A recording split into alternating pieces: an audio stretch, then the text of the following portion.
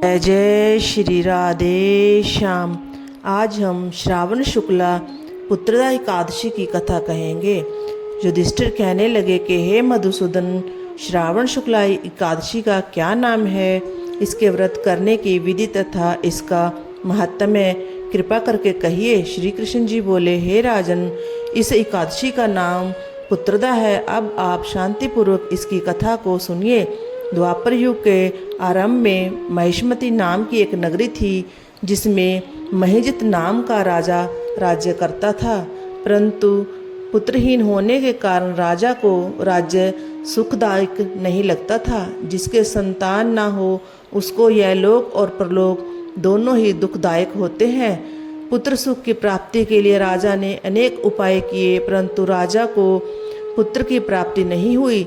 वृद्धावस्था आती हुई देखकर राजा अपनी प्रजा के प्रतिनिधियों को बुलाकर कहने लगा कि हे प्रजाजनों, मैंने इस जन्म में तो कोई पाप नहीं किया। मेरे खजाने में अन्याय से उपार्जन किया हुआ धन भी नहीं है। ना मैंने कभी देवताओं तथा ब्राह्मणों का धन ही छीना। किसी दूसरे की धरोहर भी मैंने नहीं ली। प्रजा को पुत्र समान पालता रहा। मैं अपराधियों को पुत्र और बांधवों की तरह दंड भी देता रहा। कभी किसी से घृणा तक नहीं की। सबको समान माना है। सज्जनों की सदा पूजा करता रहा हूँ। इस प्रकार धर्मयुक्त राज्य करते हुए भी मेरे पुत्र नहीं है, सो मैं अत्यंत दुख पा रहा हूँ। इसका क्या कारण है? राजा महिजित की इस बात को विचारने के लिए मंत्रीगण तथा प्रजा के प्रतिनिधि वन को गए और बड़े बड़े ऋषि और मुनियों के दर्शन करते हुए राजा के हित की उत्तम कामना की पूर्ति के लिए किसी श्रेष्ठ तपस्वी मुनि को देखते फिरते रहे। एक आश्रम में उन्होंने एक अत्यंत वयोवृद्ध धर्म के ज्ञाता, बड़े तपस्वी, परमात्मा में मन लगाए हुए, निराहार, जितेंद्रिय, जितात्मा, जित क्रोध, सनातन धर्म के गूढ़ तत्वों को जानने वाले, समस्त शास्त्रों के ज्ञाता महात्मा लोमुष मुनि को देखा, जिनका कल्प के व्यतीत होने पर एक रोम गिरता था। सब ने जाकर ऋषि को प्रणाम किया और उनके सामने बैठ गए। उन लोगों को देखकर मुनि ने पूछा कि आप लोग किस कारण आए हैं? निसंदेह मैं आप लोगों का हित करूंगा। मेरा जन्म केवल दूसरों के उपकार के लिए ही है, अतः संकोच मत करो। लोमश ऋषि के ऐसे वचन सुनकर सब लोग बोले, हे महर्षि, आप हमारी बात जानने में ब्रह्मा से भी अधिक समर्थ हैं, अतः आप हमारे इस संदेह को दूर कीजिए। महिष्मतीपुरी का धर्मात्मा राजा महिजित प्रजा का पुत्र के समान पालन करता है, परंतु फिर भी वह पुत्रहीन होने के कारण अत्यंत दुखी है। हम लोग उसकी प्रजा हैं, अतः उसके दुख से हम भी दुखी हैं। आपके दर्शन से हमें पूर्ण विश्वास है कि हमारा यह संकट अवश्य दूर हो जाएगा, क्योंकि महान पुरुषों के दर्शन मात्र से अनेक कष्ट दूर हो जाते हैं।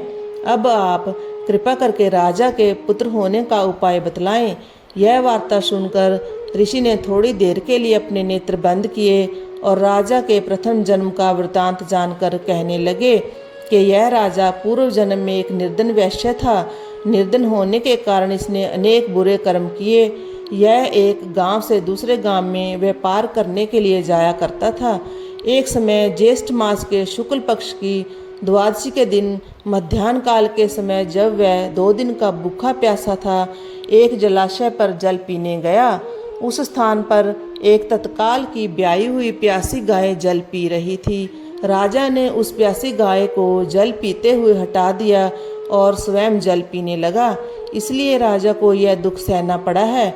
एकादशी के दिन भूखा रहने से वह राजा हुआ और प्यासी गाय को जल पीते हुए हटाने से पुत्र के वियोग का दुख भोग रहा है। ऐसा सुनकर सब लोग कहने लगे कि हे ऋषि, शास्त्रों में पापों का प्रायश्चित भी लिखा है, अतः राजा का यह पाप नष्ट हो जाए, आप ऐसा कोई उपाय बतलाइए। लोमुष मुनि कहने लगे कि श्रावण शुक्ल पक्ष की एकादशी को, जिसे पुत्रदा एकादशी भी कहते हैं, तुम सब लोग व्रत करो और रात्रि को जागरण भी करो।